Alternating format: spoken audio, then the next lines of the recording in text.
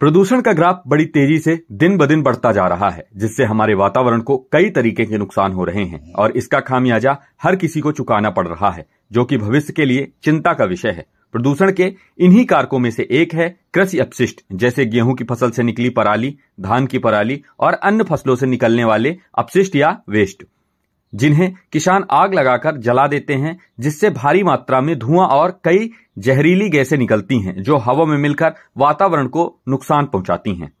खेतों में कृषि अपशिष्टों को नष्ट करने लगाई गई आग से न सिर्फ प्रदूषण बढ़ता है, बल्कि कृषि भूमि भी प्रभावित होती है।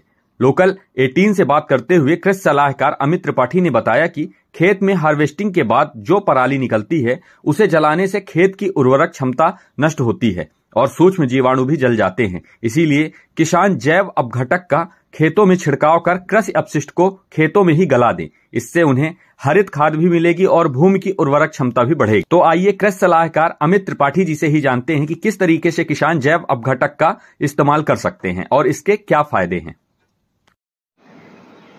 सर, ये जैव अपघटक यानी बायो डिकम्पोजर क्या है और ये किसानों को किस तरीके से लाभ पहुंचाता है?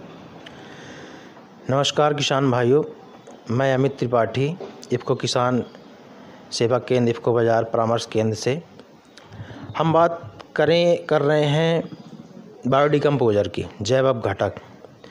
तो सबसे पहले तो आप ये जान जाइए कि ये जो रबी सीजन में जो गेहूं था, तो गेहूं की अब हार्वेस्टिंग होगी और हार्वेस्टिंग आप ज़्यादातर देख रहे हैं कि हार्वेस्टर से हो रही है। कटाई तो अब बहुत कम लगवाते हैं किसान।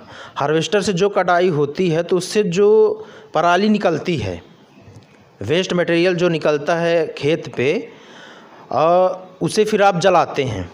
उसे न जला करके यदि हम यह 20 रुपए की बायो डिकम्पोजर की डिब्बी ले जा करके और इसका जैव अपघटक 120 लीटर पानी में तैयार करके उसके ऊपर डाल दिया जाए, उस नरवाही के ऊपर डाल दिया जाए, तो वो आप देखेंगे कि 8 से 10 दिन के अंदर वह गल जाती है।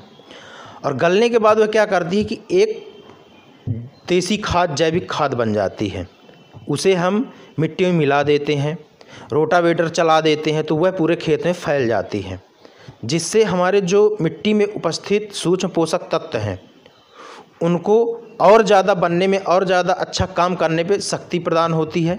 दूसरा, जो हमारे जला देने से जो उसमें आवश्यक जो जीवाणु हैं, कीटाणु हैं, वो भी नष्ट होने से बच जाते हैं और उनके लिए भी एक अच्छा स्रोत यह बन करके तैयार हो जाता है।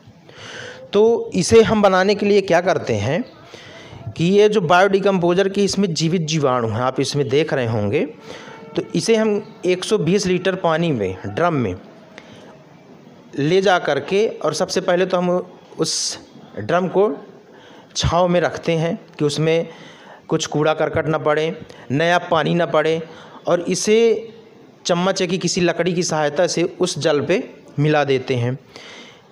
जैसा कि मैंने आपको बताया कि इसमें जीवित जीवाणु हैं, तो इन्हें उस जल में रहने के लिए और अच्छा बायो डिकम्पोजर तैयार करने के लिए कुछ खाने की आवश्यकता ही पड़ेगी। तो इसमें हम आधा किलो 1 किलो बेसन मिला देते हैं और आवश्यकता अनुसार 1 से 1.5 किलो गुड़ मिला देते हैं। जैसे गुड़ हमें पसंद है, इंसानों को पसंद, उसी प्रकार कीटाणु जीवाणु को भी पसंद होता है।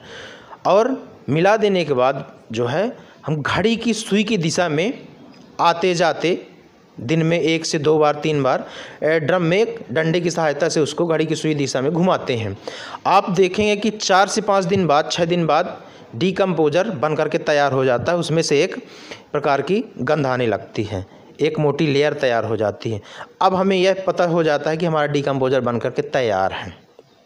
तो उसे ले जा करके हम घर के बाहर भी आप देखते हैं कि गांव में एक गड्ढा खोद करके उसमें गोबर, ये सब सड़ी गली पत्ती, ये सब डालते हैं। उसमें भी आप ले जा करके 15-20 किलो लीटर आप इसको डाल दें और उसमें नया वेस्ट मटेरियल डालते जाएँ, तो आप देखेंगे कि वो भी एक देसी खाद बन करके तैयार हो जाती है। और खेत में जो नरवाही है, पलारी, तो इसे डाल करके आप उसे गला सकते हैं।